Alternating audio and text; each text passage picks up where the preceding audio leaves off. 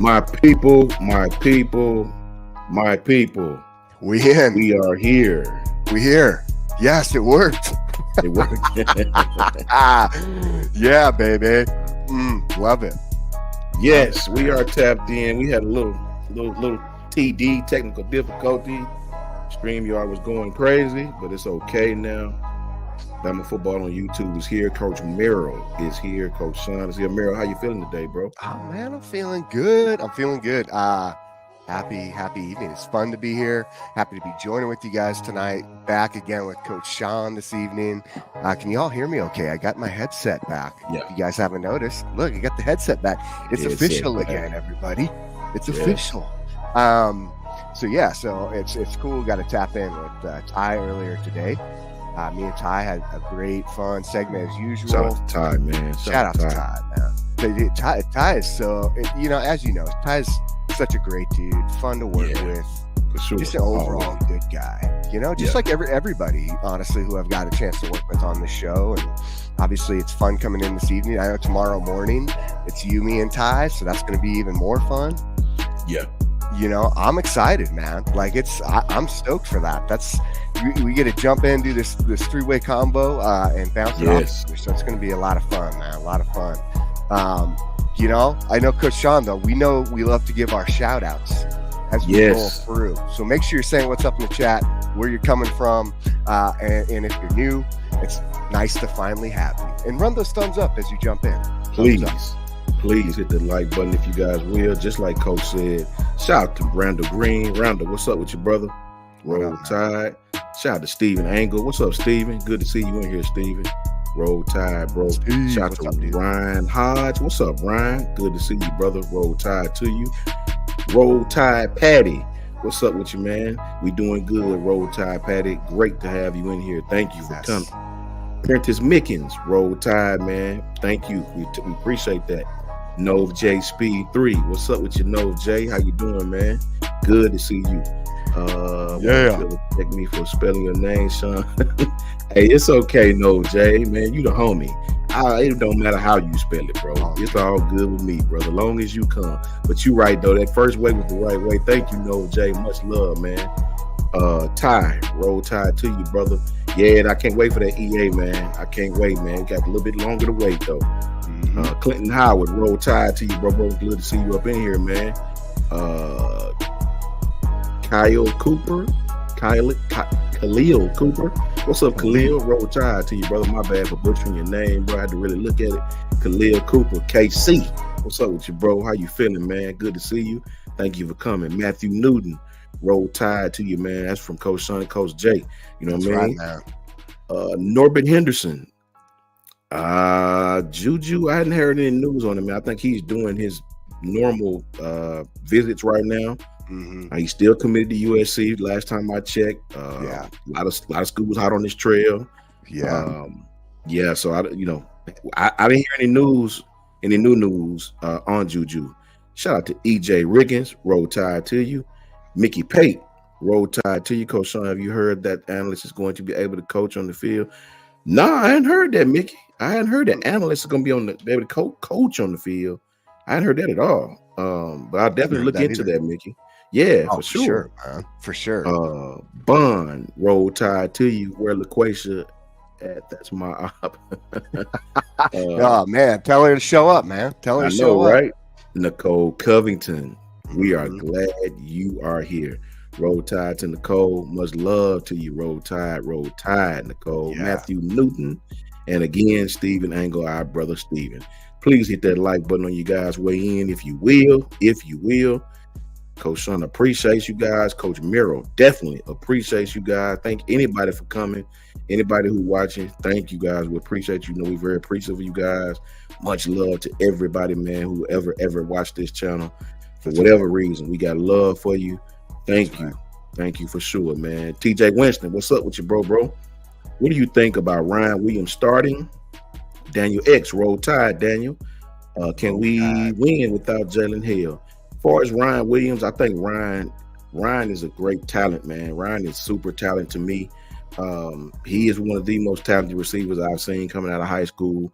Route running, catching the ball, but he's small, man. This is This is big boy football. Now, football is not like it was in the early 2000s. You can't just take people's head off like, So Devontae Smith was fine at 175. Jalen Waddle wasn't much bigger, right? He was more compact, but he wasn't much heavier. So it's not a big man's game as far as the wide receivers concerned anymore. If you can catch, if you can run routes, if you're not afraid to go get the ball, you'll be fine. Jalen Hale will be back probably next season. That knee injury will probably keep him out this year. But I think when he do come back, Merrill, he'll be just fine. What about you? Yeah, 100%. Like I think, and again, I got my headset back. I'm getting all set up. So make sure if you guys can hear me nice and clear, you guys can hear my voice. Good. That's great. But no, man, I feel good about Ryan Williams getting probably some playing time. I mean, it sounds like he's very advanced from a standpoint of what head coach DeBoer and others have said as far as his route tree, as far as his ability. Again, I think the biggest thing for him is going to be getting in the weight room, and they'll do that quickly. We've seen that with Mbakwe. We obviously saw that in his photos. I think it was even hard to recognize him because how buff he was. You know what I'm saying? He was looking good. I mean, in the same goes for gosh, I'm blanking. I cannot believe Which one? Blanking. Receiver? Safety. Returner. And he got hurt last season. Come on now. Devontae Smith? Yeah. He put on some weight. He's like 205, 210. Yeah. He was like 180. Yeah. Yeah, man. Looking stacked. People forget he was a corner, Jay. People forget when he first got to Bama. That's right. He was a cornerback. 100%. He committed to Ohio State and then came to Bama. I mean, and that's the thing. Like, you got to give props to like our team of, sports nutritionists, our team of trainers. Alabama is far and above everyone else when it comes to being able to get an athlete to his elite level of performance. Gosh, I can't tell you, and Coach Sean, you could speak to this too, how important that is as far as staying healthy and getting you to perform at your optimal level. And to do that, I mean, you can go to LSU, you can go to Georgia, you can go to Oregon, you can go to all these places that have a bunch of money, right? But to be able to, man, I'll tell you, be able to put yourself on the field at optimal level and then be able to stay healthy, without these like freak injuries, right? Because you get those freak injuries that happen. But the recovery process, I think, it's going to be interesting to see how quickly Hale is coming back after his recovery time, surgery and whatnot. If he's having surgery, I'm not sure about that, and I don't want to necessarily speculate because I'm not 100 on that. But man, it's impressive, and I want to see how quickly he is up to speed on health. Me and Ty we touched on this a little bit in earlier episode yesterday here on Bama Football on YouTube, and man, it's impressive that guys are from all over. You talk about, and even the NFL guys, when they get hurt, they come back to Bama, that are from Bama, right, to get the recovery because they just know how good it is. Like, and I just don't think that gets highlighted enough. You hear a lot of recruits who are very, very impressed. Their families, parents, extremely impressed with their ability to handle the health and nutrition side. And man, I heard today from down the grapevine that Caden Proctor's at like 318. That's impressive. I will tell you, right, that is going to be one jacked boy right there, man. Jacked man. Excuse me, everybody. But yeah, man, I'm excited. As far as Hale goes, man, it's a bummer. Injuries are rough. Coach, you've talked about some of the injuries you had playing, especially playing running back. You know what I'm saying? Like, that can be that can be tough. And then, yeah, man, it's cool to be in here. Nicole, I see you in here. Matt, what's up, man? Newton, Nova Speed. Yeah, man, back alive, back from the dead. No, I just had family stuff going on, man. All shouts out to everybody, man, for sure. Rocket Time. What's up with you, Rocket Time? You know what I'm saying? Real Rare 100. I appreciate you for that, man. The love is reciprocated, brother. I promise you. Thank you for that, man. Yeah. Khalil, what's up with you, bro? Khalil says, Coach Sean, I really think Deshaun Jones is going to start. A Watt, what's up? A Watt and how James Crick. What's up with y'all boys, man? How y'all doing? Sweet home Bama 24, my broski. What's up with you, man? Tim Nolan, man. What's up, Tim? Deshaun, I tell you what, man. he's got to beat out Khalil. He's got to beat out Zabian. He's got to beat him out. Now Zabian played in the spring game. When the fall crank back up, I'm sure these guys going to be working during the summer, right, Miro? Oh, he's got to beat him out now. Deshaun is straight. Don't get me wrong. I like how that boy played, man, but he gonna have to beat that freshman out, man. He's going to beat him out. 100. And look, like even if you watch A-Day, I know so many people were, and I kind of touched a little bit on this, but a lot of people were kind of ragging on like the coverage. And we talked about it a little bit, Coach Sean, yesterday. They were ragging on the coverage of our young DBs. Let me just tell you something regarding just A-Day and spring. Spring, you're talking a few weeks. Okay? Yeah. A few weeks with minimal practices. Yes. They're not practicing every day, right? All right. They're not practicing every day. So minimal practices, they're all still getting to gel together, right? With Keon, with Sab coming, man, he's still newer, right? Malachi's in there doing his leader thing. Yeah. Right. Devontae's in there doing his leader thing. Our boys are in there. Hurley's still very much a part of this talk. We don't want to rule that out either. Zay Mincy's still much a part of this talk. It's just getting comfortable. Like your first time playing in a stadium like that, and then a crowd like that on A-Day, and you're just amped up. Right, this guy wasn't like crazy out of position either. Xavier Brown on some of these plays they made, he wasn't like that. You're talking like a few steps. A few steps is a few weeks of practice. Yeah, I'll tell you that right now, especially with a guy who's already technically skilled and just letting go of the nerves a little bit. You know what I'm saying? Don't get me wrong. Deshaun Jones is coming in to compete and have something to say just by his tenacity and the dude's overall mindset. That the dude you watch when he hits somebody, he wants to take your head off, dude. Yeah. From a cornerback, you know who that reminds me of, right? Like his aggressiveness. It reminds me of that cornerback that the Seahawks picked up, who was a stud this last season, Seattle Seahawks. And I can't remember. Was he defensive rookie of the year? I can't remember. But I definitely know who you're talking about because he got in and he played exceptionally well. Whoa. Exceptionally well. I mean, he's the only like upside for Seattle Seahawks, and you know what I'm saying. And I'll tell you what, like that's like Deshaun Jones, the way he comes up on the ball. That's what he reminds me of, is that dude right there, man. Here you go, and it's funny, Coach, and you see this all the time, man. Is like you see a lot of guys being selected in the NFL, like first and second round. They come from schools that we will not necessarily highlight, right? Yeah. Like we're not highlighting Tulane, we're not highlighting Illinois, right? And it was Witherspoon. Thanks, Joshua. I appreciate you, dog. Yeah, man. We don't highlight those schools necessarily. We're not thinking about defensive backs from those schools. But man, I think that's why that kind of has to get you a little excited, because when you look at like a guy like Howard coming from Charlotte, right? Young dude, right? You got King Mack, who has a little more behind his name because of his recruiting and where he was ranked as a safety nationwide, right? That kid rangy too. He's rangy. His film is rangy. That kid good, man. Yes, man. Yes. And so, but then you look at a guy like Deshaun Jones, who comes from, Wake Forest, where everyone's going, Wake Forest? Like, why would we? But hold on, time out. You got to remember, defensive back is a different style of game, especially cornerback.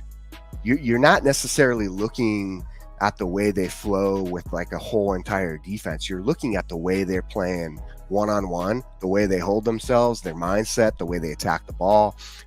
There's so many little things. I just think there's a lot of kind of everyone starts to go, it's a Wake Forest dude. Who cares where he went? At this point, this dude, I'm telling you right now, you watch that dude's film, he impressed the hell out of me. So I think it's going to be a dogfight, and I think we're going to see some good rotation and a lot of good reps for the young guys and some guys who have experience. Man, shout out to A-Watt, shout out to Bond, shout out to Darius Burns. Much love, Darius. Thank you. Shout out to Lance Hunter.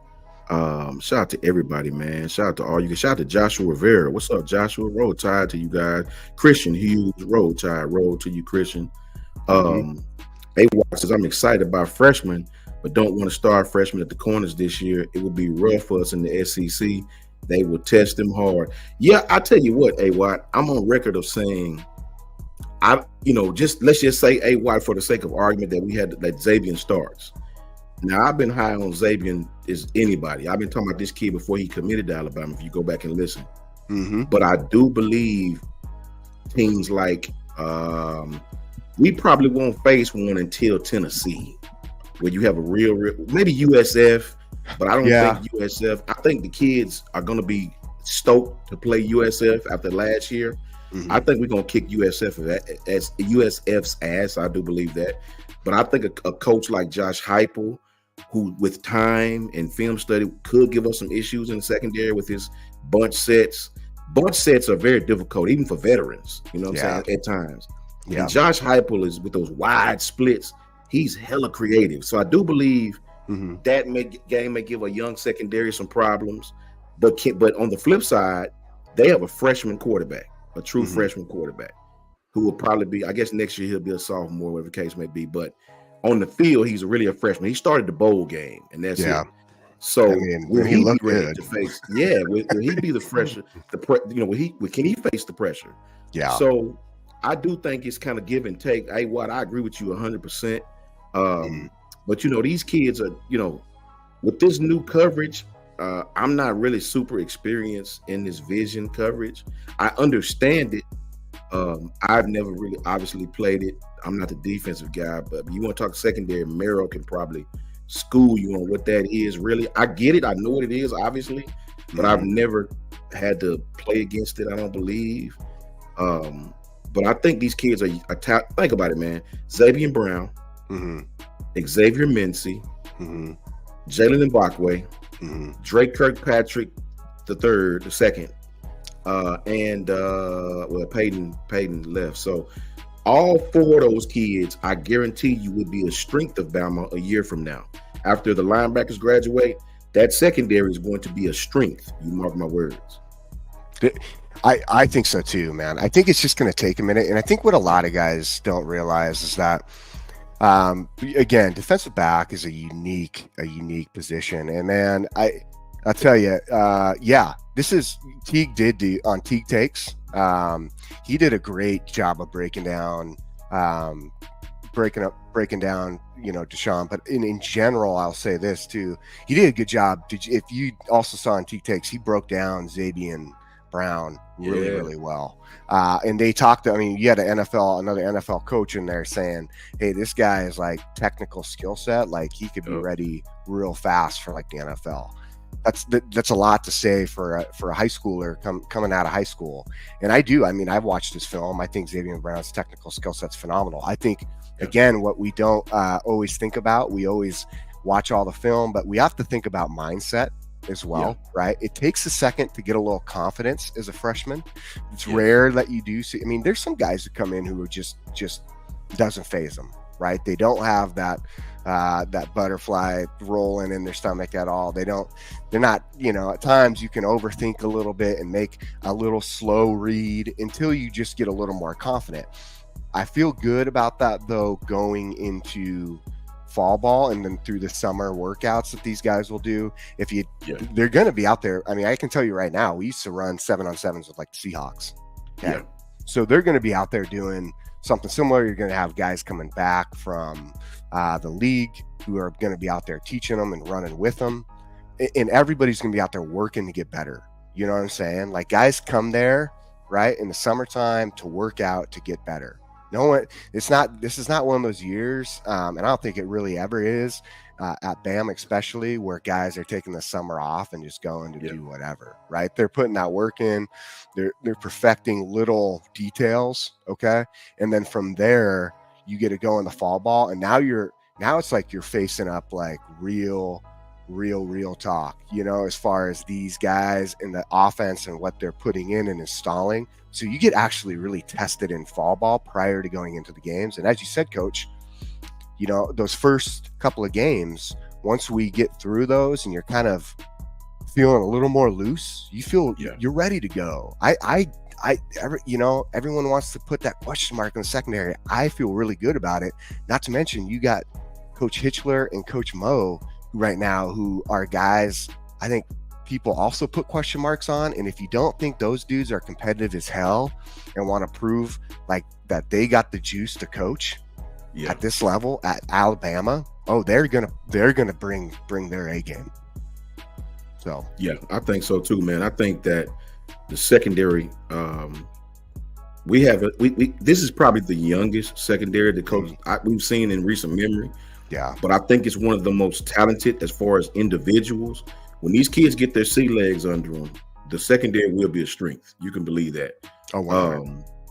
Shout out to my brother Patriot Life, man. My broski from another Moski. Shout out to Patriot Life. Good to see you, Rob, man. Glad you in here, brother. Shout out to Rhonda Barnett. How you doing, Rhonda? Roll Tide to you. Much love to you. Joshua Rivera says Wisconsin's offense would be a test, but I believe our players will be overall better.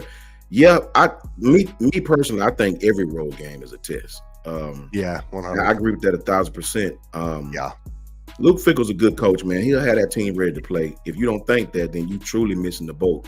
Luke will have that team. Now, they won't out-talent us. They won't out-star us. You know what I mean? Yeah. But if you don't think that team will be ready to play Alabama, you really, really, really missing the boat, man. Jermaine Mims, the homie Jay Mims. Deshaun Jones is more physical than I thought. I see what the staff means by boundary corner and field corner.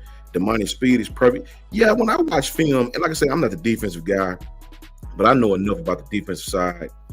When I watched him against Florida State, and truth be told, I only watched the Florida State game and its highlights. Yeah. They had him playing a lot of off coverage, off man, a lot of bail. You know what I mean? He did play some press. He did play inside some as well. Yeah. But I think you know it's kind of like what Courtney Morgan said. When you get these transfer guys, you're not trying to hit a home run. You want good, solid guys that can come in and play. If you do that, you're gonna win, man. I think Merrill can speak to you about that as he does. Shout out to Lynn Shanifeld. Lynn, what's going on, man? Good to see you in here, Lynn. Roll Tide right there, former Bama player right there. Shout out to Lynn, man. Yes. Much love to you, broski. Much love. Talk to them about that corner spot, Merrill, if you will. Yeah, no, for sure. And I think that that's a good point. I mean, and I see you guys' comments. Like, that's what I saw when I watched Deshaun Jones, right? Is I saw that physicality. And when you have a corner like that who is so aggressive, and not to mention he positions himself really well. Like I think that, and it's perfect for vision coverage, because vision coverage is a zone drop coverage, right? So I'll tell you, man, and I hear you, man, on Lynn on this one, you know, and Lynn, I'm more worried about the scheme for our corners more than the players itself. I hear you. After all those years of match, it's gonna take some time. Facts, Lynn. Facts. Mm-hmm. Yeah. What you think about that, Merrill?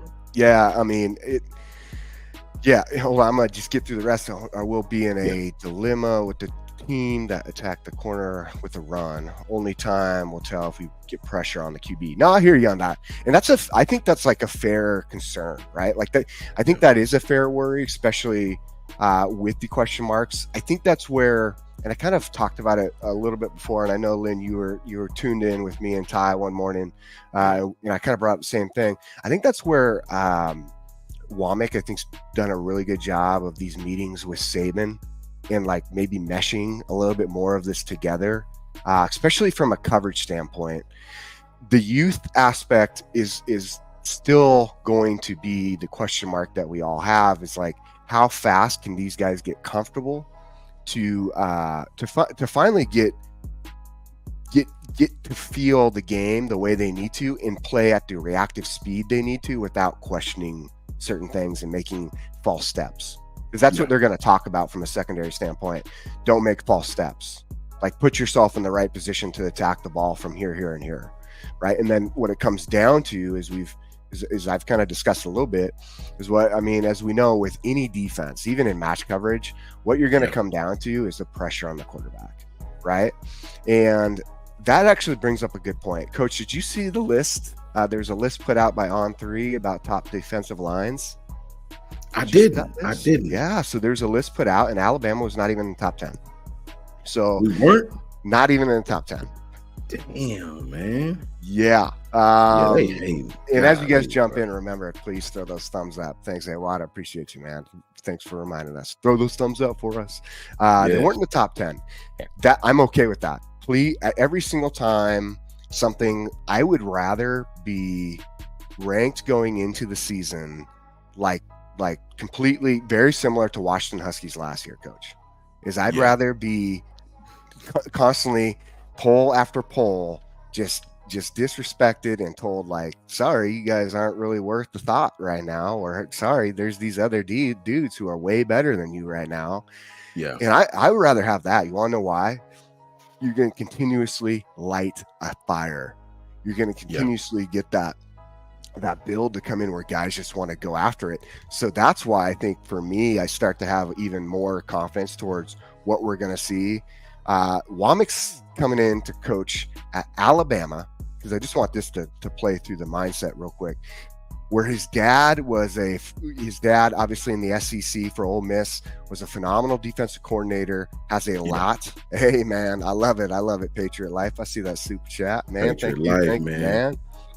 Appreciate you. Patriot Life. Here's to kicking everyone's ass this season. Roll Tide, roll. $20 super chat from the Broski. Patriot Life, one of the leaders, if not the leader. Shout out to Patriot Life, man. Much love to you, Patriot Life. We appreciate you, bro, as always. Thank you, man. Roll Tide, roll to you, man. Shout out to Corey Waldrop. What's up, Corey? Go ahead, Coach Jay. What's up, Corey? What's up, man? I saw you earlier, man. And Corey got 3 little girls, and we gave a shout out earlier. Corey, what's your daughter? Remind us your daughter's name. Because it was her. I think it was her birthday, correct?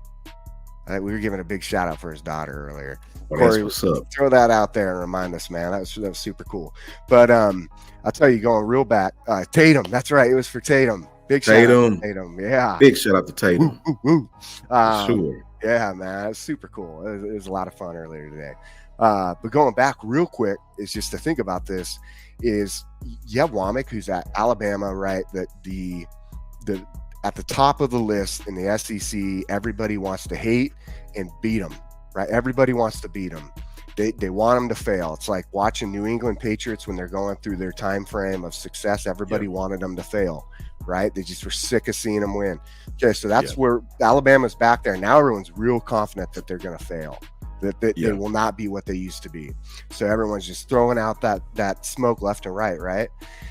And then you have Womack who comes in here. His dad has a legacy in the SEC, has a lot of history here. Womack has history here. He grew up watching this. Now he's at this premier university. If we think that he is going to let this defense slip the slightest, no freaking way.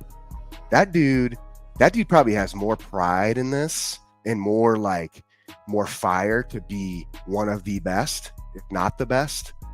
From a defensive standpoint, and he's going to light that into the guys in that room. And as we see the rankings come out with some of these defensive rankings, I'm going to tell you what, man. I'll tell you what, guys are going to see that, and it's just going to continue to boil up, and you're going to have a big kaboom. And I think we're going to feel really, really good. Not saying we're not going to have bumps, not saying you're not going to see some rough rides, right? Like the seas aren't going to get choppy, but I'm going to tell you what, man.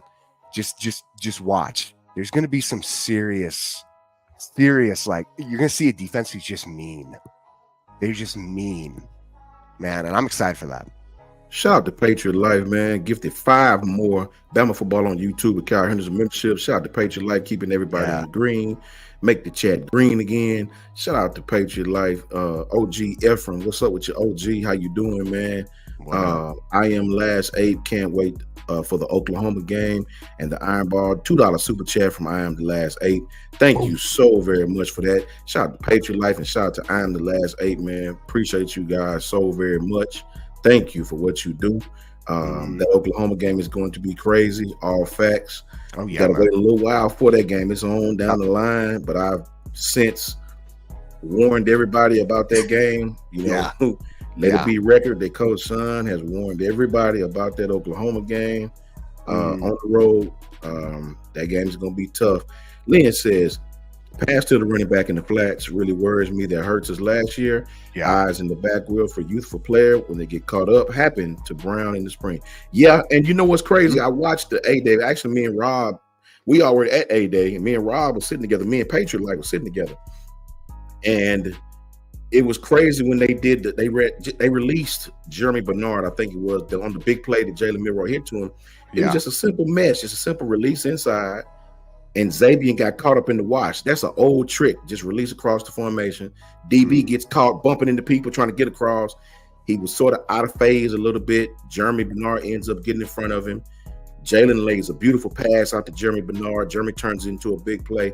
So yeah, but the thing is, man, you're gonna get that with young corners. The only time I get worried about young corners is against really sharp offensive minds, like a Steve Sarkisian. Like, look what they did. I mean, Caleb Downs is probably the most talented freshman coming out of high school going into college at that position, the safety position, that I've seen in my recollection. Right. Mm-hmm. And you see when Sark finally got him on the hash by himself, single high safety, you see what they did to him. Right. Yeah. You manipulate him, you make the tight end think he gonna block, you release him down the seam. He got behind Caleb twice and boom. Right. So it happens. Just like Jake said, it happens, man.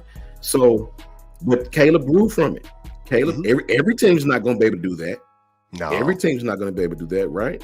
So, no, and it's not like, here's the thing too, is like, no matter what, no matter where you're at, especially from the defensive back standpoint, you're gonna have some of these offset errors, because again, they tell you not to get caught like flat-footed, right? It's the same. It's funny. It's almost the same thing in basketball or any sport we play, but don't get caught flat-footed, and continue to stay disciplined in your assignment, right? Because that's going to be real key here, is like really focusing on your assignment, and don't allow yourself to get sucked into the eye candy game, right?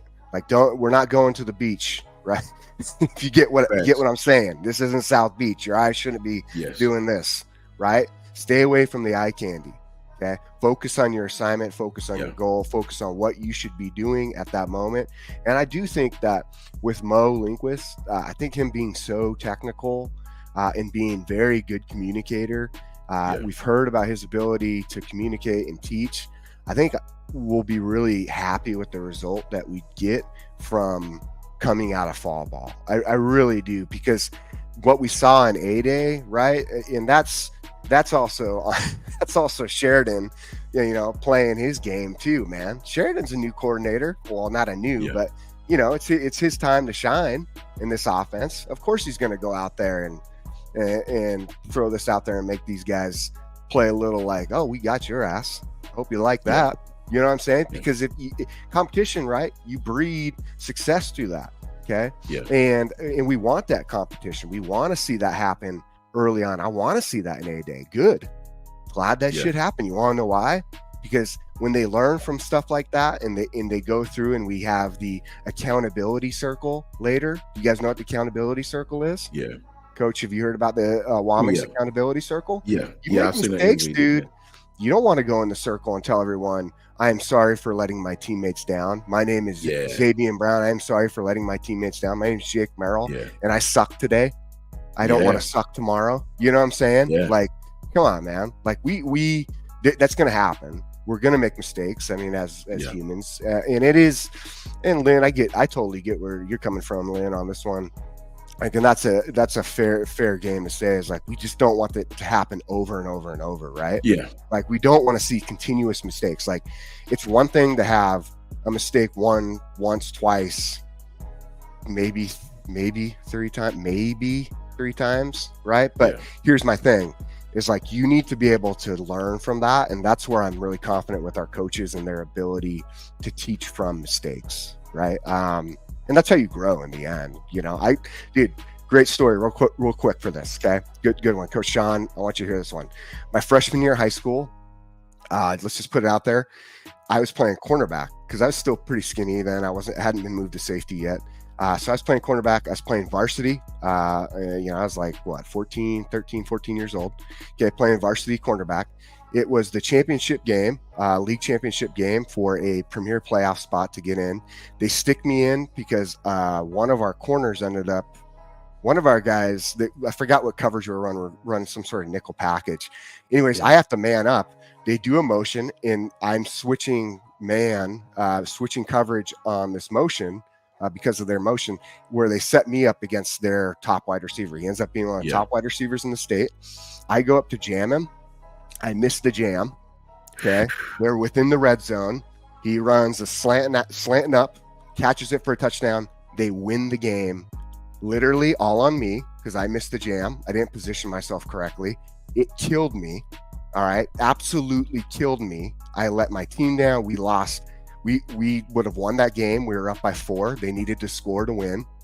Okay. They had to score. And I was the one who let everybody down. It was me. And it was the worst feeling of my life. Yeah. Of my entire life at that moment in time. I'll tell you that. We fast forward. The next year, we play that same team for the championship, for the league championship, again for a huge playoff spot. I end up picking off the pass the next year, taking it to the house, and won the game. Wow, that's crazy. That's crazy. So, you know what I'm saying? Like things like those stick in your head. Stick in your mind. Hell yeah. Like that I know. Man. Do they? You have that chance to redeem yourself. So, brother, I'm grown as hell now, right? Been out of college for years. Yeah. And if you are familiar with HBCU football, we have a classic here that we play in Birmingham, Alabama called the Magic City Classic. It's between my alma mater, Alabama A&M University, and Alabama State University. Brother, we was losing. I'll never forget it. 14-10, 2 minutes left. I'm back for a punt return. Catch the ball, juke one dude, see the lane. I'm about to hit this thing hard. Yeah. Stiff arm one dude, and my finger gets caught in his face mask. Broke my finger, like right here, my middle finger, broke it right here. Dropped the damn ball, fumbled it, and they recovered in their area. Dude. They end up winning because of that. They just sat on the ball and we lost 14-10. Man, look, I was sick. I was sick as hell. And to show you reason why I thought about that, because the very next season, we was losing again, driving, no timeouts. We run a reverse, bro. We ran a reverse, and I took it by 60 yards, and crowd went stupid. I still got that on VHS tape right now. You know what I'm saying? Yeah. We won the classic. We went crazy. So, yeah, it happens, bro. It happens. It does happen. Shout out to Chris Camp. Shout out to Anthony Bell from Madison, Wisconsin. Shout out to Anthony Bell, man. Hacker Music is in here. What's up, Hacker? How you doing? Good to see you, bro. Shout out to Brian Russell. Brian, what's up with you, bro? My brother, Sweet Home, Bama 24. Everybody tapping in. Lynn is here doing his thing. Roll Tide to Lynn. Man, hit that like button if you guys can. Koala Gang Zay is in here. Koala Gang. Wait a minute, Koala Gang. I see them 3 letters. Hold up. Koala Gang.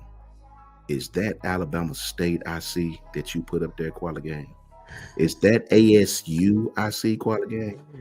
My God, you and Sean Williams must be kin to each other, man. Nah, it's all good. Koala Gang, Roll Tide to you, brother. Shout out to Adam Lamparillo, and shout out to the sister herself, Katrina Blackman is here. Katrina. Roll Tide, Katrina. Much love to you, Katrina. Shout out to Roll Tide Patty. Shout out to Eric Burrow, who up in here. Noah Hole is up in here now. Man, listen. Adam is in here. Adam, you got to hit us off with a question. You always bring the fire. The homeboy Buck is in here. Buck, what's up, Buck? What's up? What up? Good to see you. Good to see you, man. Lynn says, great players always remember the mistakes more than the successes. We do. You see which one we talked about first. It's just something you'll never forget. We get around it. Look, homecoming weekend when everybody's back, the former team don't let you forget about it either. You know what I'm saying? Man. Right, Nicole? The homecoming games when everybody's here, they don't let you forget about it, man. Dude, and you know what's funny too is like those moments that you have, and again, when you do make mistakes like that, I mean, dude, I'll tell you what, like there's such great learning opportunities, and for guys, I think that's what was a good thing about A-Day is we actually saw everybody got a chance to see this who watched A-Day game, right? Is we really got a chance to see guys. You saw how the offense went off right away, and people were like, "Oh my gosh, what the hell's wrong with our defense?" Right? But guess what happened? The defense came back and started correcting a lot of those errors. They really did very quickly, and that was just A-Day.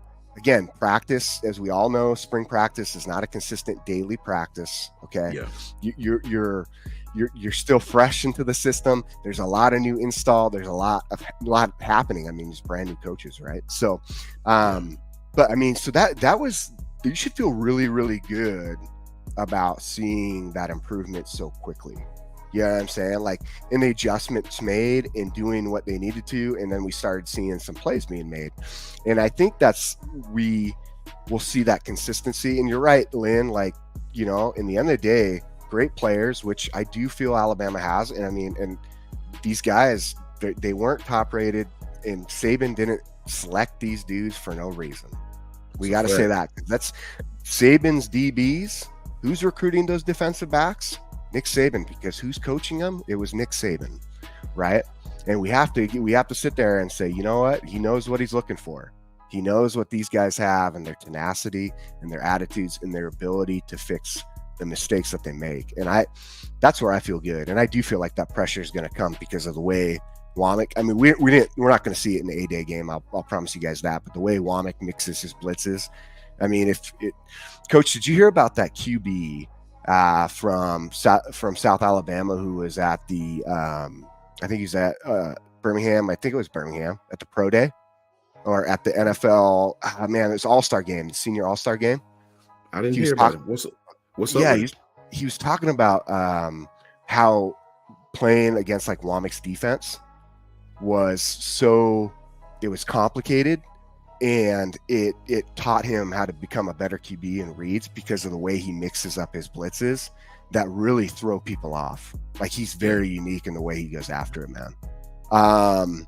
So that's why I'm saying, from my standpoint, like, why it will be exciting. And I also think like Adam, I mean, you're hitting a lot of points here. Go ahead, Coach. You hit these up. Adam says, guys, how are we going to get consistent pressure on the quarterback? Rush forward, delay blitzes. Our D-line hasn't been great the last few years. Well, here's the thing, and shout out to Lance Hunter, says made Jalen Key a millionaire. Lance, I don't know if he's a millionaire being Mr. Irrelevant right now, but maybe down the line he will be. But Adam, if you're talking about just straight getting pressure, I mean, several ways you can get pressure with an even front. It's just several things you could do. I mean, man, pick one. I mean, those bandits and those what is the other one? The bandit and the wolf. Yeah, I mean, those guys can dominate their man. I mean, there's a lot of different things you can do to get pressure. You can bring pressure. It's just a lot of different things. I mean, you just pick one. There's so many things you can do, Adam, to get pressure on passing teams with this type of defense. I mean, it's not going to be really that much difference when you think about all the nickel we ran last year. Yeah. But I will say, I think the personnel might be slightly different. I'm one of the people that rather see Malachi closer to the line of scrimmage than back there on safety. Yeah, man. You know, Malachi is great, but it's a reason why Coach Saban had him playing star and not just free safety back there, because Malachi loses the ball in coverage, it seems, sometimes. And so I think they have him back there, though, because of his veteran leadership. It's just going to be interesting to see, man. You know, it's going to be interesting to see. Yeah. I believe this. I believe, even though it may take a week or two to get on the same page defensively in game speed, I think our offense coming out the gate is going to be fire. I do believe it, because from the A-Day, I saw the game script. Dude, listen. Shotgun split back with Justice and Jam on the field at the same time, right? Inside, outside zone, horizontal, vertical stretch with these guys. Bro, I'm telling you, you're going to have to pick your point. I wish I could just break this down, but in a nutshell, we hadn't had an offense at Bama where you had to defend the full field in years. Everybody know about Jalen Milroe's legs. Everybody knew about Bryce's arm with Jermaine Burton, with Isaiah at times. We have not had an offense to where you really had to defend every receiver position since Devontae and Jalen and Jerry and Henry. And the running back was great. And the tight ends were great. And we used every inch of the freaking field, man. Man. We just hadn't had that on offense. Now, was that the offensive coordinator's fault? Was that the talent fault? Was it? I think it's just a little bit of everything. This guy, Kalen DeBoer, will utilize everybody. Oh, yeah. They run so much counter and so much pin and pull that everybody will touch that ball. All the receivers will eat. Yep. So just give it time. Just give it time, man. You know, everything is a process. But I do believe our offense is a little ahead of the defense right now, as usual in a spring game. So, you know, we're right where we need to be. We'll be fine.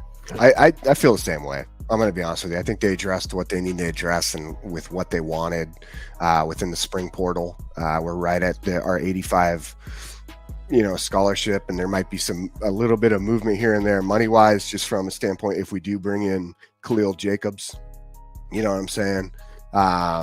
Because I know he's having his visit, and I think it would just be great to have additional depth. And like I've said with the offense has something unique and special because they have, I guess, in every position except running back, like I said yesterday, there's a player from Washington who's played in this offense already, right? So the communication and being able to explain it and see it from a player's perspective to the rest of the guys is there, and it's going to make a transition a lot smoother. Now, on defense, it's a little different. Now, we do have guys coming in who played in a 4-2-5 defense, right? Yeah. That's why they brought in who they brought in. But at the same time, I think that's where maybe a benefit of Khalil Jacobs. And then, that he competes. Maybe we see some rotation. He's there this year. Does he compete next year for a possible, starting job? It's, the competition's everywhere. That defense linebacker, especially, the depth is serious. I mean, it should be. You got some all-star coaches coaching right there that are really, I'm excited to watch those guys eat. But I do see Lance Hunter with what the deal that he got, man. That's a hell of a deal. I'll say this, Lance. You have to remember, Lance, and I got several partners who played in the league, got 2 who coach in the league now. When you see that four-year, $4 million, that's not 4-year, $4 million. 2 reasons. 1, Uncle Sam, that's 1. And 2, that's a stipulated contract. Like my homeboy, Kenyon, had a 4-year, $2.5 million. That was $2.5 million if he actually started 6 of the at that time 16 games. Yeah, that was $2.5 million if he actually didn't miss a game. Like all those contracts in NFL are stipulation contracts. They don't give a lot of guaranteed money to rookies, and unless you're like the first round overall pick, right? So when you see that 4-year, $4 million deal, trust and believe. Mm-hmm. Trust. My homeboy's contract was $2.5 million. His base salary was $525,000. Right? Hey, a year. That's still great though.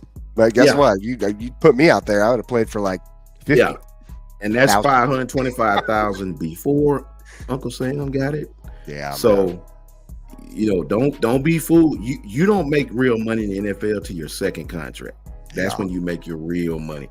That $4 million is great. God is good.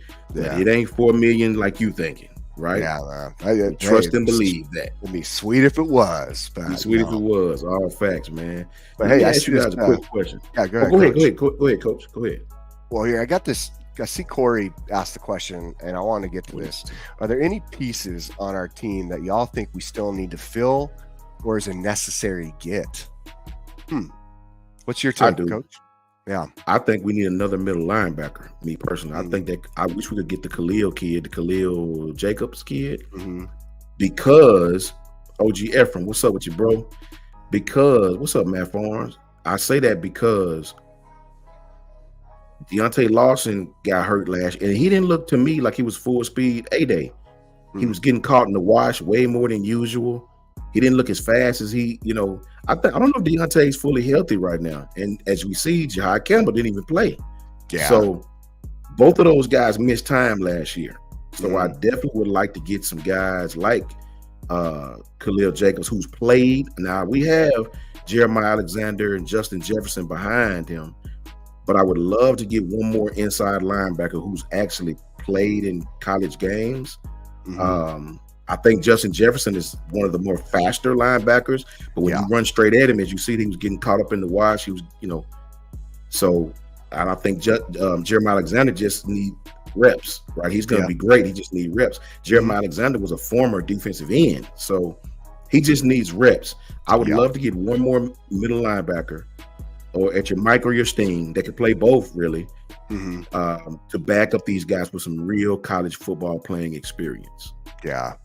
Nah, that's spot on. I think that again, what we saw in A-Day, you guys have to remember, like these guys coming in and playing this defense. It's even okay. So for years, like we have some of these guys, besides maybe our secondary, right, who were playing Saban style of defense. So they're positioning 2 gap compared to 1 gap, right? Yeah. There's a little more. You're still kind of processing some of these steps. So right now, and you said it earlier, Coach Sean, the offense is going to be further along. You know what I mean? It's just the way it is, and then what they have in their team rooms, right? That is maybe helping that with their personnel. Yeah. And that's why we maybe saw it flow a little smoother, right? But I will say, from the defensive standpoint, just as they go through summer, as they continue to do the film study, as they continue to get out on the field and see the movement, right? Even through just simple walkthroughs. But just one of the things we used to do is step out in the field, right? And you would look based on playing on each different hashes where the ball would be, and then you'd position and see the field, like actually look at your position spot. Okay, this is my area. Like these are my route trees that could come into this area if I'm playing zone. If I'm coming up on man, look behind you. What does it feel like to drop to that spot? Now do it 10 times. Right? Thanks. What does it feel like to drop to this spot? How do I not get stuck on a hash? Okay. Like imagine it and picture it and then make that movement and make it repetition. So that way you are starting to discipline your mind and not just kind of free flowing and still questioning things when you're not used to it. Right. And so some of these guys are going to have to get used to the different movement and the different discipline that's required of this defense, which is slightly different than the other ones. Not saying that, again, that, you know, it's super complicated, but I think it's just that different movement and the different thought process of how quickly can I process this information. I've talked about it before, but there's a thing called OODA loop, right? Okay. And for those who know what it means, and I'll pull it up real quick because I cannot remember every single one of them, but the OODA loop basically is how fast you're processing information compared to what's happening around you, right? So it's observe, orient, decide, act, and I forgot what the other one is, and then it loops through. Yep. So, and it goes in a circle, right? So how fast can you process that information to make those decisions? You talk about it a lot in tactical training. Okay. Yeah. It's and you repeat. So that way your OODA loop is quick and you can make decisions quicker. That's what this defense is going to need to do just to get in the flow of understanding each of their assignments and going through this over and over and over. And we just need those reps. Spring will not give you those reps. You just aren't going to get enough of that to get your OODA loop up to date. I look at a defense like a special forces unit or a tactical unit, right? Because in those units, everybody has an assigned job. Okay. And within that job, like everybody has to be on point. Not one dude can go and make a mistake. So if the defense can be this special tactical unit, right? Like this is our special, you guys are like special forces, dude. Every single one of you has an assigned job. You need to run through your assignments over and over and over, picture different scenarios, come up with a plan A, B, C, D, E, F, and know exactly what you're going to do. And now your OODA loop process is way faster. And guess what? Now you're making big plays. That's how it works. So shout out to Travis Panetta Sportscast. My bad, Jake. No, shout out to Travis Panetta Sportscast. Travis Panetta is crazy, man. It's crazy, bro. A lot going on. Travis Panetta, if you from the way, you know what happened to Maurice. That was my little brother, best buddy. He was actually what got him into that. He was doing what he was supposed to do with my little bro. You know what I mean? So it's crazy, man. It's crazy. Shout out to Travis Panetta Sportscast. Listen, let me expand on what Jake said from an offensive standpoint. I want you to think about this, and everybody who played the game will completely understand this.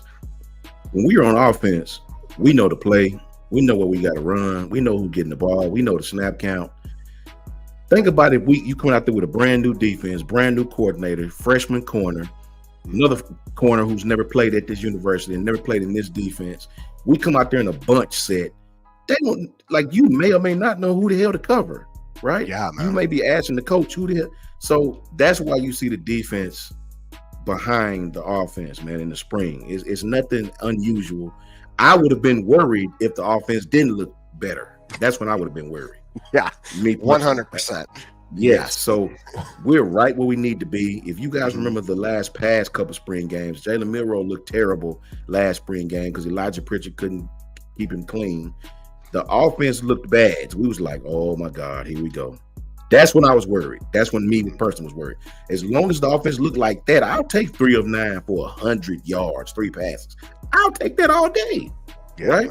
Yep. We're right where we need to be. Jam Miller looked amazing. Justice looked amazing. Was average actually more yards until he hurt his arm. Brother, we're going to be fine on offense. I'm not worried about that at all. Caden is going to step right. No disrespect to nobody. Caden is focused. I'm not worried about Caden Proctor. Caden Proctor was a true freshman in an offense where we held the ball entirely too long. The left tackle will always be the pinnacle for a right-handed quarterback.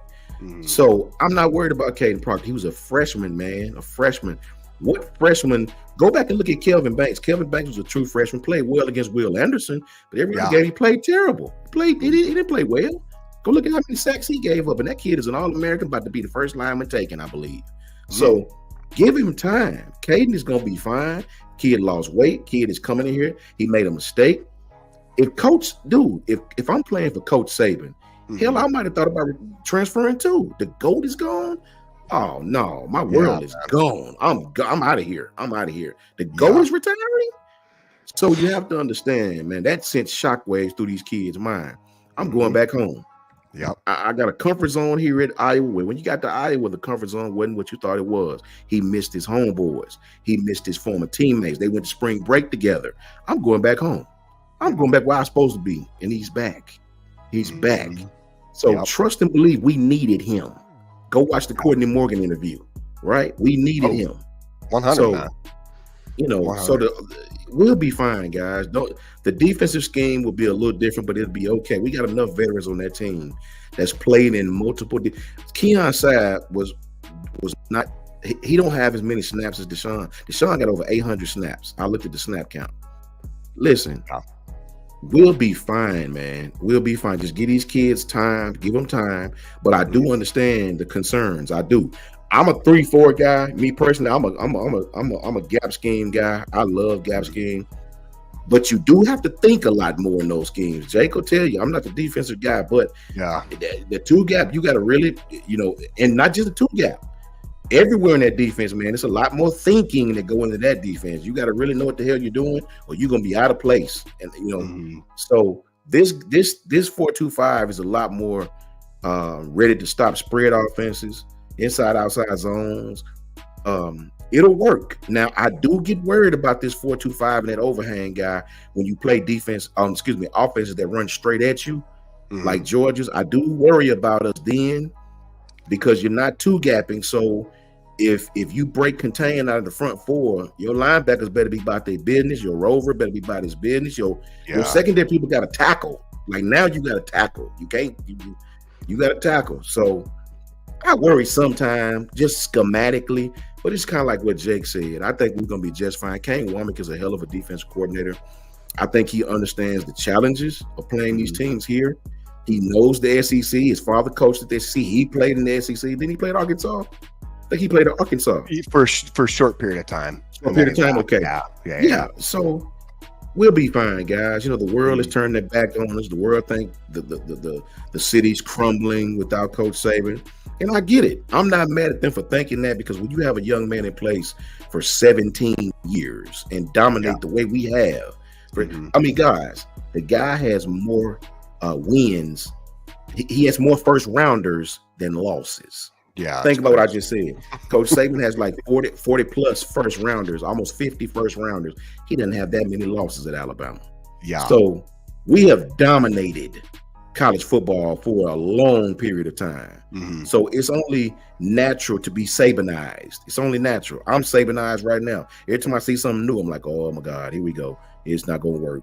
Then I have to smack myself and be like, bro, stop it. You're being Sabanized right now. That's all it is. So it's okay. It's okay. New is better. Fresh is better. We'll be just fine. We got the right coach to lead us. And I think that's what makes, honestly, Coach, like with me, why it makes it just a little more different. See, I'm not Sabanized at all. You know what I'm saying? Just because of the standpoint, like I watch everything. I have a team here and a team here, right? And and kind of what I come from, I've seen it from a different perspective. Now I will say this, after seeing what I saw and knowing the difficulty of it at Washington to win, is I'm definitely demoralized. You know what I'm saying? Like, I believe in that guy, man. Like, I just like with Kalen DeBoer and what he's doing and his ability to have talent around him, what he's learned. I mean, just the overall humility, right? Like the humility and the mindfulness to stay true to who he is. Like, he doesn't go outside and try to be anything different than who he truly is. And in the end of the day, for him, it's about building young men into better people and having fun doing it, and doing it as a family, and teaching each other how to care about each other, being accountable, achieving excellence, utilizing every opportunity to get better, right? And truly just like believe in yourself, man. And that's the one thing I think with him where you can have these different styles, and we've had this debate before. Besides, you had the Saban style, which I love. That's what I grew up with as far as like the coaching. But you have the DeBoer style, which I also had in a different coach. And it was really conducive as far as building up and continuing to hone in on things maybe I wasn't aware of, and the way it made me feel and want to perform for him and those around me, right? That's a very unique feeling as far as wanting to be successful, not for like yourself, because it's easy to want to have like that mindset of single-handedly, like, I need to do this for me. It's easy to fall into that trap game, right? Because it just happens all the time. And we talk about it, or you see it all the time, especially with social media and everything goes on. It's when you there's something about it when you are able to really try to say, I'm doing this for the guys around me, for this. I want to make, my dad or my coach or my boss or whoever it is proud, right? And man, I want to do it for them. I want to do it all for it. Now you have a different level of power, because that's gratitude. There's humility within it, and there's a lot to be said. I mean, go check out the Bible and see what God says on that, because that's the truth, man. Yeah, and the thing about it is, man, everybody's hating right now. Everybody's taking you got to remember, it's been 17 years of belt to ass, right? Yeah, man. So you got a lot of chapped asses out there when it comes to Alabama. You got lots of chapped asses to go around, right? Yeah. You can't beat them. We gonna wait till somebody else beat them, and then we gonna hop on their train. That's so you got. Man. I mean, I told you guys last segment, these people were throwing fiestas when Coach Saban retired. You had people actually throwing parties when Coach Saban retired. So you have fan analysts, you have professional analysts, you have sports columnists, talking head guys, podcast guys of other fan bases. They all want to see a chink in the armor when it comes to Alabama. And I tell you what, I love it. I personally love it, because you know why I love it? It gives us the chance to whip your ass and send you home and complain some more. I love it. I personally enjoy it. I if you give us too much love, that's when I get uncomfortable. I need you to talk bad about us. I need you to talk bad about us. Right? So my thing is, let them talk, guys. Let them talk. It's okay. The games will be played, and we will have our opportunity to just like Coach Saban said, you don't worry about the outside noise. You don't worry about what people say. All you worry about is the opportunity to prove them wrong. And we have it. Man. We have it. Speaking of that, Jake, I want to transition to this before we get out of here. What's up? I looked at the schedule. They came out with the schedules as far as what channels the biggest games will be on. I don't know if you guys got a chance to look at that, but it is amazing. Some of this stuff that they have.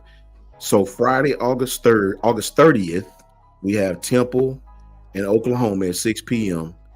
I think that's going to kick it off. That's one of the bigger games to kick it off. Oklahoma will be on TV. That'll be on ESPN.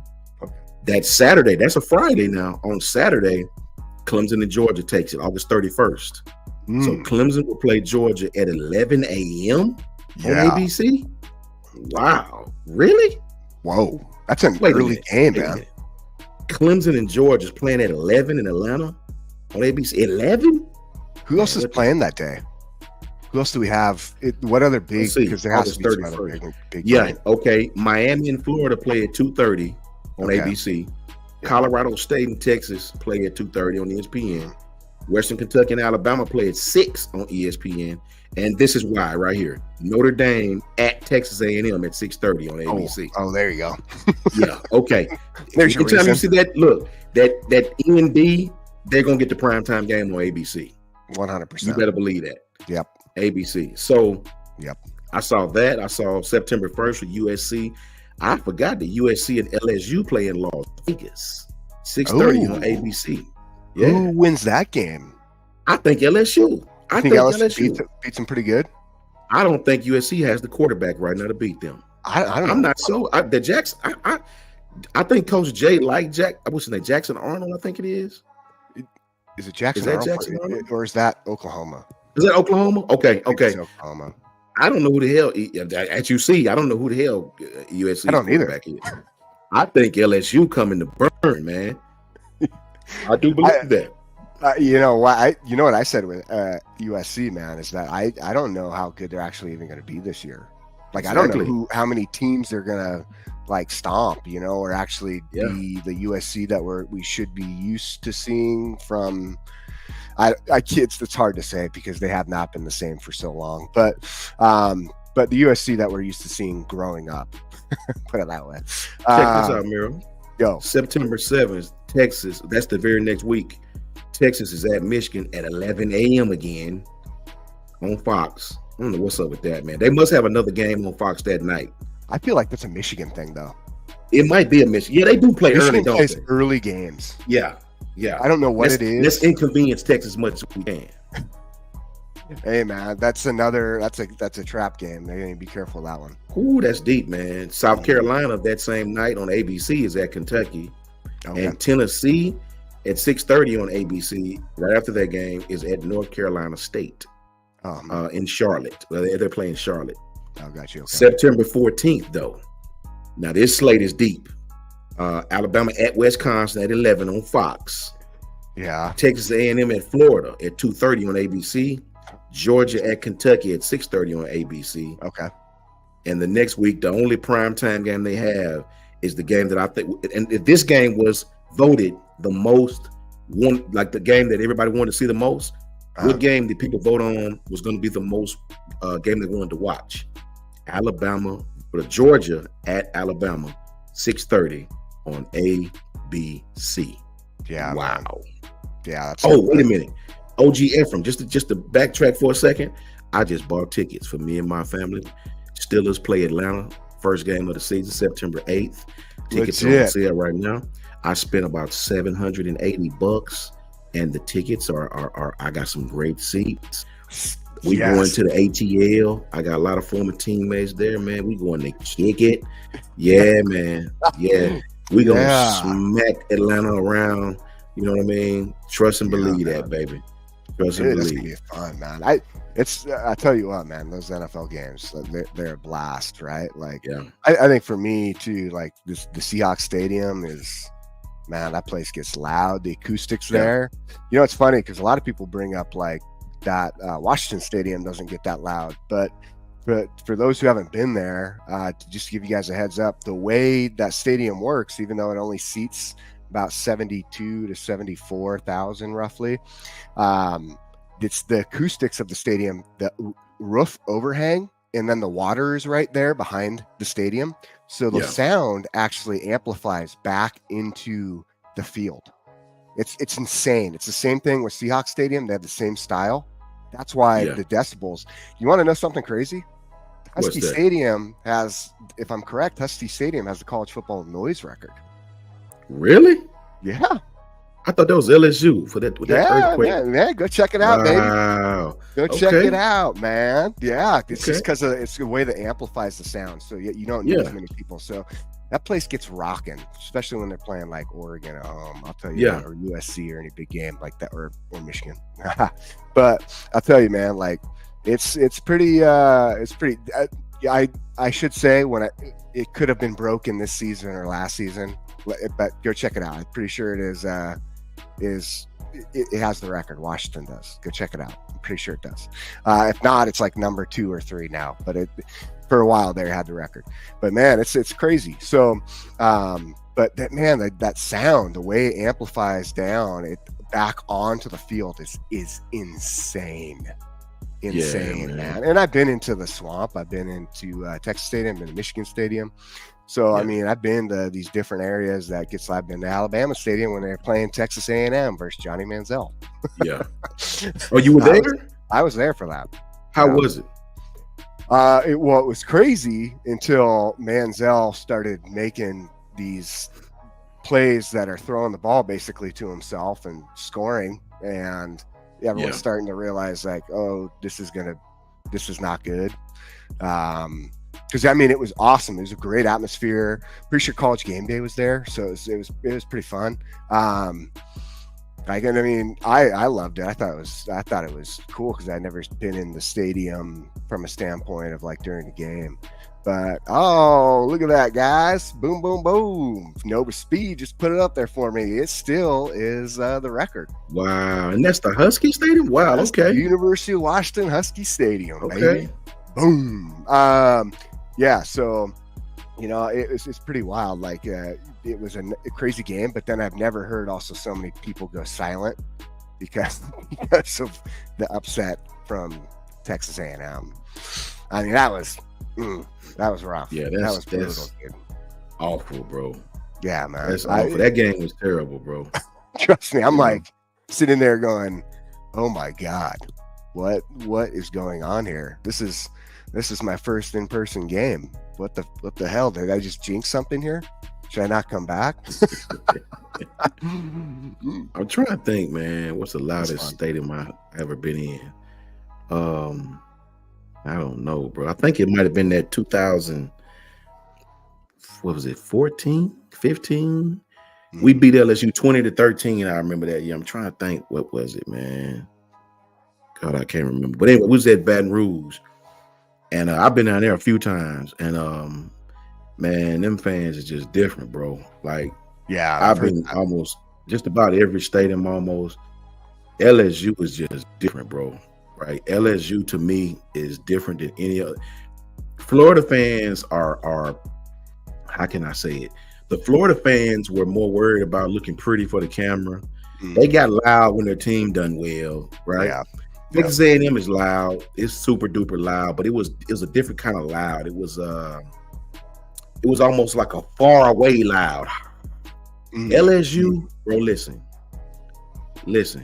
I've heard now. I told y'all, my frat bro, look, my partner, he had Bama flags on his car. His son played for the team at the time. I was telling him, brother, take those flags off the car. Damn that. We from Bama. We ain't taking nothing off the car. We come back outside. Yeah, they peed on the car, bro. Like just all down the car. Peed on the car, bro. Smelled like straight urine and beer. It was nasty, bro. They bent the flags down. Bro, look, them fans are different, bro. I promise you. You know what I mean? Nicole says, "Hey, Coach Sean, I may catch Steelers game in Atlanta. I took my parents and son to Atlanta. Look, I will be there.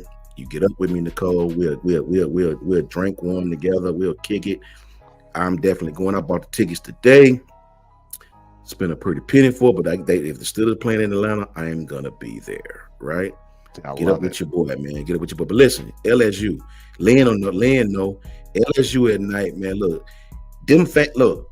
If like they never sit down sometimes, like in some sections, they just stand up the whole time. It's just super duper loud, man. They fans really, really, really, really get behind their team, and it's in a hostile way, man. I promise you, man, when the bus putting up at LSU, the fans out there giving them the finger, man, they just it's different, bro.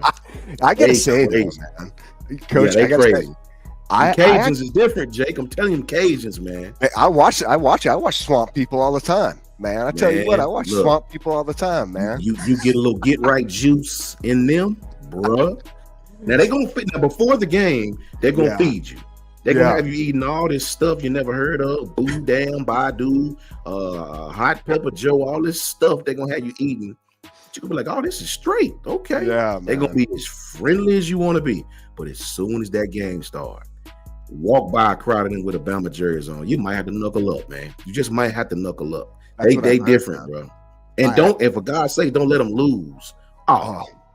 Cause it's bad. It's bad. Yeah.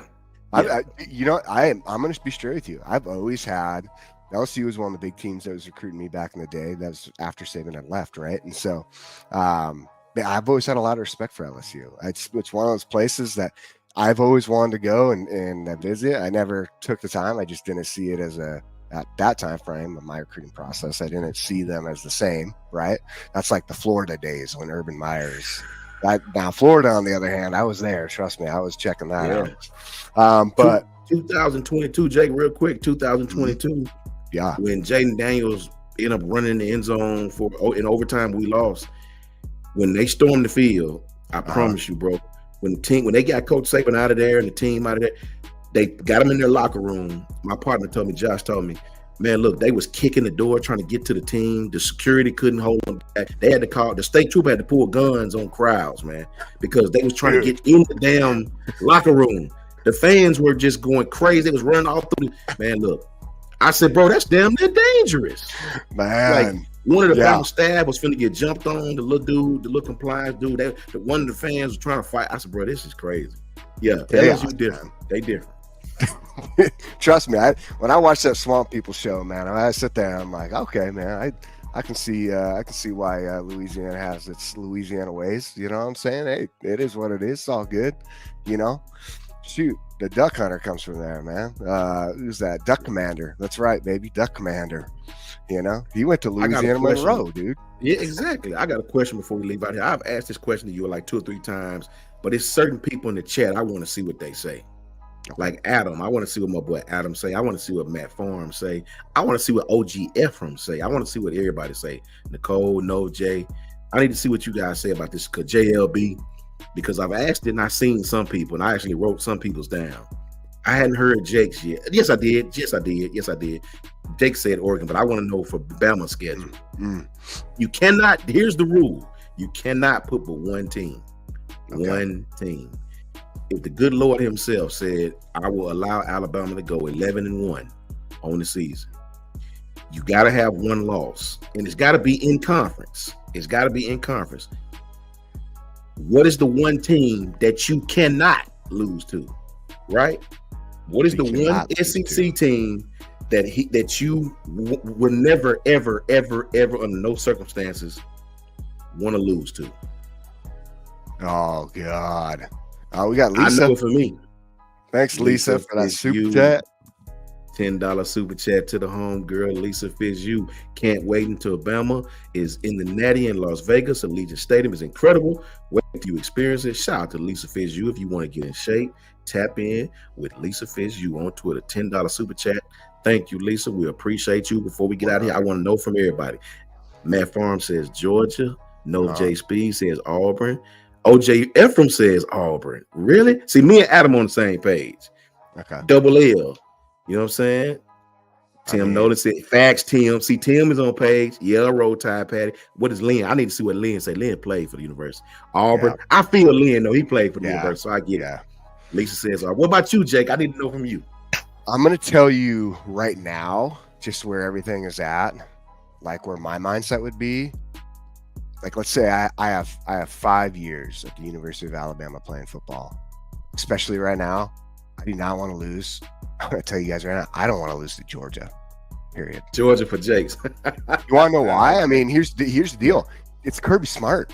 That's a Nick Saban down the line. I don't want anything. I don't want him to ever be able to say, "Oh man, I was coaching there, and now I can walk back over here with a little bit of beat in my chest, and I'm get that big ass rooster out of here, man." Like, no way, dude. Like, I don't want to lose to Georgia. There's I don't want to something lose to about Georgia. I can't lie. Yeah, I like don't. Tennessee doesn't scare me. Tennessee, I look at Tennessee and I'm like, are you guys serious? Like, you guys, your mascot's the Vols. I don't even know what that is. I'm going to be straight with you. What is a Vol? A volunteer?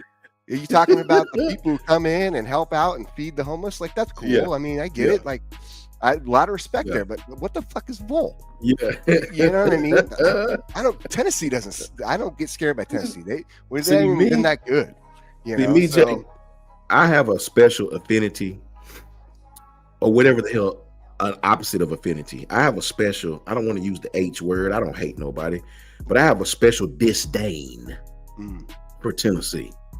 Like, I don't want to lose to Georgia either. I can't lie. I don't want to lose to Georgia. I don't want to lose to Auburn. But if I got to pick one, I'll damn near sacrifice losing to Georgia because of they, and Auburn. Because when Auburn wins, to me, it's just so damn insignificant. Oh, it's like a little gnat buzzing in your ears. It's just, okay, whatever. You don't even matter.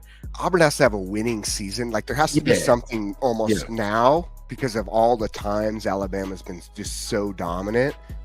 Auburn has to get, like, good again. Like, they have to be competitive again to make it as significant as it used to be, like when Lynn was playing, right? You know what I'm saying? But I hear you. I hear you, Lynn. Man, I feel you, Lynn. You played, but me, Lynn, you have to understand. Lynn, listen to me, Lynn.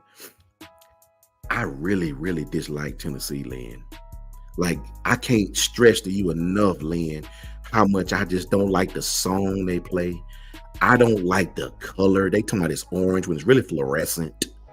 I just, man, the way they act, bro, when they play us close, they act like they won. Yeah. I just, man, bro, I used to work with this guy named David Cox. He was a huge Tennessee fan. He had a Tennessee tattoo on his arm. Makes sense, man. Listen to that last name. God. That's bro, listen. Why. Yeah, bro, exactly. This is how crazy this guy was, undefeated.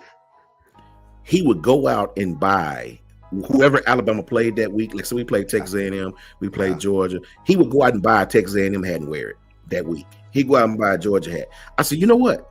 If you're spending money in that regard, you're not a Tennessee fan. You're a Bama fan.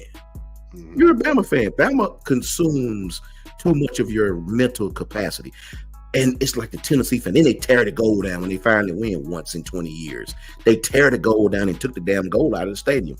Like, bro, Tennessee just let me tell you something. When we lost that game in Tennessee, brother, I've said before, I don't really get sick out the losses because, when you play the game, you see what's happening. You can see it happening before your eyes, and you accept it. But, brother, when we lost to Tennessee and I think we missed that field goal and they charged bro, I'm telling you, I think I came down with a fever. I really think I had a fever. No lie. I was sick, bro. I was one of them fans that night. I said, bro, I wasn't no more good for nothing that whole night. So Tennessee for me, Lynn, I just can't stand them, bro. But I do feel Lynn played for the university. You can't play for the university and not hate Auburn. So it makes sense. It's like Washington. Like, you play at Washington, it used to be WSU. Like, you look back in the day when you had good old Don James playing against Mike Price. Well, shouldn't bring that up, should I? Mike, man. Mike, I guess we can make it through practice. Yeah, but, Mike was buying the 304s, man. He was buying the ladies of the night with the Bama credit card. I mean, what the hell wrong with you? That's right. Stopping by Mons Venus on his way. I know, around back through Tampa to Bama. But I'll tell you, man, like, for us, it's funny because, like, WSU almost became insignificant because they weren't the same anymore. Right. And then it came into like this Oregon hatred. I mean, it's always been like this doesn't feel good, but this hatred for Oregon just became so intense. Like, I'm going to tell you what, Washington and Oregon, they probably hate each other more than Washington State and good old the Huskies, you know what I'm saying? So that's why, because they're not significant, and it just wasn't the same feel anymore. Yeah, you want to kick their ass, but you almost feel like you're gonna, you know what I mean? Yeah, that's how I am with Auburn. That's how I am with Auburn. Yeah. I mean, granted, this last year with Auburn, I mean, you get that, but I'll tell you right now, right? Yeah. Like, what Auburn's going to play against this season, I don't think that it's even going to be a game. I think Bama wins by double digits. Trainwreck 70 say Auburn, and it's Auburn for me too. I can't lie. I don't want to ever lose to Auburn, man. Yeah, but to me, I almost can stomach a loss to Auburn because it just don't last long. When Auburn wins, it seems like it's bad for like an hour, right? The fans will talk, but it seems like their voice is so small, right? But when Tennessee win, man, it's like it don't go. I still get nightmares about them and when we lost there 2 years ago. Like they still talk about it even now. They still talk about it, bro. Well, shoot, Morgan Wallen sings songs about it, you know. Man, see what I'm saying? Like I just, it's like, dude, you guys never win. Why are you singing songs about Alabama? Like, get out of here. Facts, like, and you don't ever win, Morgan Wallen. Bro, it's like LSU. I like Morgan Wallen. In 16 years or 14 years, whatever it is, or 9, 10 years, I get them mixed up with the Tennessee streak. You beat Alabama twice in that amount of time. Like, yeah. Like, I don't even understand what you're cheering for. I don't even understand what you're cheering for. Georgia, shout out to them. They've been dominant in the last couple of years, but you have 2 national championships in 40 years, bro. In the history of me been living, you have 2 championships, man. So it's like that's the problem though right now. Is Georgia thinks they are that's what I'm saying. If it was, I'm thinking of like current right now time. Yeah. And I'm on that team. I'm saying I'm circling that Georgia game and I'm like, those guys, I'm gonna headhunt that entire game. Like you are that ball is gonna go high. I know it's gonna be high, but guess what? I'm gonna knock your helmet off and make sure that you're out, like you're dinged. Yeah, you don't know what's going on. Yeah, you did. I'm gonna light you up. You know what I'm saying? Just because it's at that point, like I'm tired of hearing about it, man. Everybody's sitting there going, "Oh, Georgia." Sick of hearing about Georgia. You know what I mean? I am too. I can't. You guys are copycats. Get out of here. You know? Very much so. Everything from the lights to the damn way you act. Whole facts, man. Well, and for the same amount of money you put into your facilities, you guys, it's a copycat. Get out of here. Sick of that. Man. So Jake, it has been great, my brother. It's been great. Yes. Shout out to Lady T behind the scenes on the wheels of steel. I appreciate making this thing go. Shout out to Kyle. Shout out to all the undefeated in here doing their thing. Shout out to Ty Hayes. Shout out to you, Ty, man. I appreciate you. Coach Jay, wherever he's at. Man, shout out to everybody who has a hand, who's ever watched this channel. Shout out to all the broskies. You know what I mean? Where can they find you, Mira? Let everybody know where they can get it with you. As I keep saying, like I said, give me the next few days, day or two. I'll have it by this next week for sure, but I'm going to get Twitter back up. You guys will be able to contact me on Twitter and then reach out whenever you want, follow, whatnot. When I get that rolling, I'll put that out there for you guys. In the meantime, if you guys want to email me or you want to hit me up, like any opportunities, business stuff, like I do this and anything else on the side, right? Always got to try and do something, but you can email me for now, and I'll let you know. It's coach_Merrill, MERRILL at outlook.com. Again, coach_Merrill at outlook.com. Hit me up. You got questions or whatnot, or just want to say what's up, go ahead, feel free. And I want to get the Twitter going, we'll post it and you guys can all see it and we'll continue to do this thing. But and make sure today, just please run those thumbs up for us, give us that big shout out. I hope you guys enjoyed tonight. It was a fun episode, obviously last night, and then I know we'll be back in the morning for sure. Coach 9 o'clock, right? 9 o'clock Central Time, baby. 9 o'clock Central Time. We're gonna have fun, me, Coach Sean, and Ty Hayes. Yes, sir. All facts, man. You can find me at JMHO Sports Talk on Twitter and YouTube. Just my humble opinion. I'm gonna talk with Mira tomorrow, see if we can get Mira on I'm gonna upload some content tomorrow on my own YouTube channel, see if I can get my boy Mira on there and get us a subject, and we're gonna go in as we usually do, see if I can get some time when he's free, and I'll have it uploaded probably tomorrow evening, and try to get that thing out to you guys to talk some more football, much football as we can. I believe I speak for both of us, all of us, really. We say thank you guys for tapping in. We appreciate you. Just continue to support, man, and we'll continue to bring you guys the best we can. Much love to you all, and roll tide, man. Roll tide. This is our friend, the spinning wheel of doom.